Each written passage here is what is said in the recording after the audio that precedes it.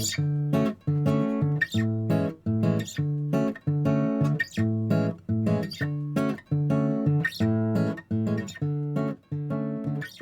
everyone, welcome to Raising Vibrations. You're with Simon, and today we're doing chart of the day, and this is for the 16th, 17th of February 2016. And firstly, welcome, and I hope that everybody is okay and had a good weekend, and you're still staying upbeat and positive and moving through all these energy shifts in a way that is connecting you to higher consciousness and obviously to your own divine essence. And you're still operating from that inspired space. So today's kind of an interesting chart for me, to be honest. I feel like this picture that we're looking at the moment is, definitely characterized by some of the energies that are present at this point in time. In particular, the fact that Venus is at 29 degrees Capricorn is this kind of relationship towards the canyon that's existing within this mountain range. In fact, Capricorn in itself is a representation of the physical structure within our consciousness, the laws, the regulations, the boundaries in which we can, which exist that allow us to actually perceive ourselves. And the whole entire evolutionary cycle of Pluto moving through Capricorn itself, and of course this most recent Venus movement through Capricorn and Mercury as well, has been one where we have really gone into the depth of our own psyche and basically liberated ourselves and fractured and broken free from any boundaries, limitations, feelings of stillness within inside of ourselves that is not supporting flow. And that's why I love this picture so much regarding the openness that is now being presented, where there once was just this blockage. Now, for me personally, this is my own personal chart. I actually have Saturn at the moment conjunct my natal South Node. And, I can definitely feel within inside of myself the Saturn energy pushing through and, causing necessary deep inner reflection to shift energy. But more importantly, what is actually showing what I believe to be and what I've noticed in other people is this intense shift and the opening where there once was blocks, this flow that now can be presented, and where water can actually be present within ourselves, i.e. the divine feminine. So a really cool chart, and this picture really captivated it for me over there. So if you had a look at the chart, you would notice that we've got Mercury opposed, we've got Moon opposed Saturn at this stage. And so Moon in Gemini, Saturn in Sagittarius. You've got, of course, Neptune in Pisces, you've got Jupiter in Virgo, and this whole entire structure of mutability is now activated. And Mars is now 23 degrees, 22 degrees of Scorpio, so we're into the latter phases of the final completion cycle of Mars moving through Scorpio. I know that it's going to go retrograde at some point.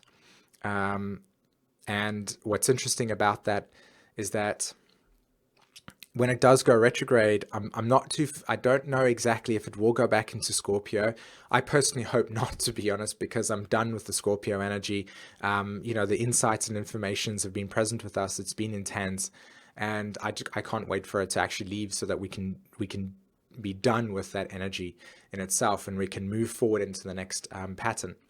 But the correlation that I'm trying to bring up with the situation here is the mutability, and of course how the natural way we are transitioning from the last 3.5 year cycle into the next sort of couple of years as we experience change, mutability, the need for expansion, the need for opening our avenues and exploring new ways of actually understanding ourselves in a very deep way. So I feel that there's this interesting and very scary at the same time shift or change that is occurring within us that we don't really know what it is exactly, and yet on a deep level we can sense it. And it's really just up to the mental facility and the physical body to be able to go through that time in order to then have the experience to validate it, because it's already occurred in the time going forward or the time going sideways, however you wish to perceive multiple dimensions. But the experience of us going through that is what's really going to validate that. And we just kind of, on some deeper level, know that that's occurring. That's why there might be a little bit of collective angst or anxiety at this stage. Not to mention that, of course, Uranus, as I spoke about in the previous chart of the day, the Uranus is making it quincunx to Mars and, of course, to Jupiter at this stage, creating those necessary adjustments within ourselves. So a new evolutionary path is opening for us. For me personally, what I've done is I've started to integrate a new routine into my day that has actually allowed me to free up a lot more time to do certain things that I want to do, and in fact actually rejuvenate a lot of my own personal energy, as I've been feeling quite worn down recently. And that in itself has just been a very instinctual shift. So I encourage you at this point in time to allow yourself to make instinctual shifts and try new things out at this point in time, because obviously Moon and Gemini is really helping us mutate this experience. It's not going to be there for long, 2 days at max, but the essence of this energy can be captured and applied or integrated into yourself. So new instinctual changes, move around a little bit more, see where you can bring some new energy into yourself and allow yourself to change stuff up. Just look at new things in a new way.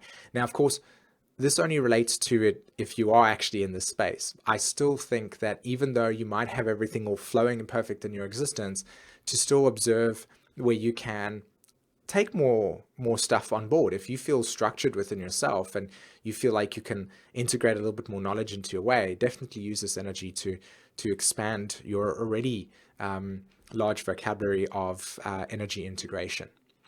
So that's amazing. There's something else that I wanted to talk about as well, and I've got this little picture that I found on the internet, and I know this is going back into a paradigm, but I still feel it's very healthy for us to acknowledge. I don't think that we should just forgive and forget. I feel like we should acknowledge the nature of our past so that we can, from that point of view, gather necessary wisdom to at least move in directions that allows us to not make those mistakes again, or to be representative of those mistakes in that way. So we are all humans until race disconnected us, religion separated us, politics divided us, and wealth classified us. Now, this is a typical Sagittarius, Pisces, Virgo, and Gemini cardinal axis, pardon me, not cardinal, but mutable axis energy. And the reason why is because disassociation and disconnection from race is the Sag Pisces archetype. It's like, we're going to say that because your natural philosophy or way of being or your cultural dynamics or whatever it is that your physical environment explains it to be, we're going to judge you based on those. And so, of course, we have consensus reality. So, that's not going to shift in the way that we're always, everybody's not going to be enlightened straight away. Yes, we understand that transcendence won't be available, but for us to recognize that mutable cross that you see there is a direct connection to this. And the reason why I say this again, and I'm going over my words here, sorry, is that in the past, we have identified ourselves so strongly with imprinting, psychological imprinting, mind control from governments. And I when I say mind control, I don't mean it in its negative sense, in the sense like, oh, I just mean it in the sense that information that doesn't serve humanity's best interest, that is used out of your own will, right? And to basically keep people divided. Because when something is divided, if the roots of a home is fractured because of non-integration or anything related to that, we're always going to experience within ourselves an inability to merge on a holistic level, right? Of course. So naturally what occurs from this experience through religious imprinting and such, and through social class distinctions and such, I mean, it's a natural order in a certain way. So I'm not saying that it's a negative thing or that it has an impact that shouldn't be allowed. It's just the nature of our response to it and the way that we've integrated and how it's been imposed in certain levels has not been healthy, right? So we must remind ourselves that whenever we are trying to move through the heart, in other words, when we're operating through the heart and we're operating through the nature of connecting ourselves to our source and operating from that space, that the thing that divides us is the mind. And the discerning factor should be applied, or I feel like it should be applied along the lines of saying, hey, I don't emotionally resonate with what you guys are saying, so therefore I'm going to go in a different direction that is more of an emotional resonance there. And that will be defined by my tribe. So for me, I don't subscribe I don't emotionally resonate with numerology, for instance. I don't emotionally resonate with certain elements within life, right? That doesn't mean to say that those people are in any way whatsoever wrong, or that there's anything that they're doing incorrectly. It just means that their interests and emotional stories and themes and playground that they wish to explore the nature of creation through is that. And our inability, our lack of judgment on an existential level, but more on an internal level, is where I'm really trying to probably bring this out, i.e. 29-degree Venus in Capricorn judgment, the nature of judging the structure between yourself and another person, and then making that judgment not on another person but on yourself, i.e. this is my emotional field, this is what I'm interested in, I don't like that over there, it's not for me, good luck with whatever you have to do, and you move along like that. Versus there's something wrong with you, you need to be convinced and converted so that I can feel secure within myself because you're doing it wrong, because it's not what I value, as an example. That would be the best way to explain what I'm really trying to say here. And it's funny because, for me personally, as somebody that has gone through the entire evolutionary cycles of Sagittarius and Gemini and, the Virgo archetype, and of course a very strong, heavy influence of Pluto in my chart, I would have probably in my past lifetimes gravitated towards writing some of those scriptures, some of those patriarchal myths and belief systems that have suppressed humanity in some way, shape, or form. So for me, I have like a really strong resonance, Saturn go over my South Node, of the nature of the unresolved karma within me that relates to that of convincing and converting, the need to say, that's your belief system and you should believe in it, right? Because I believe it's to be the only one to go. Does that make sense? And then convincing versus just allowing other people's perspectives to be what they are and to say, I don't emotionally resonate. So I hope that resonates with you in that way, and it brings out a clear picture.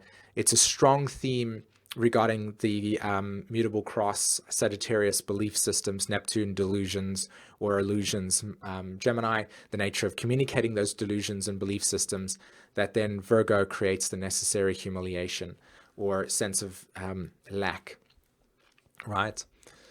Okay. Awesome, guys. Thanks very much for allowing me to share this information with you today. Don't forget to check out all the things that I run on my website. And if you just want to send an email, write in the comments below. I always love reading everything that you have to say. Other than that, have a fantastic week. Take care. Bye-bye.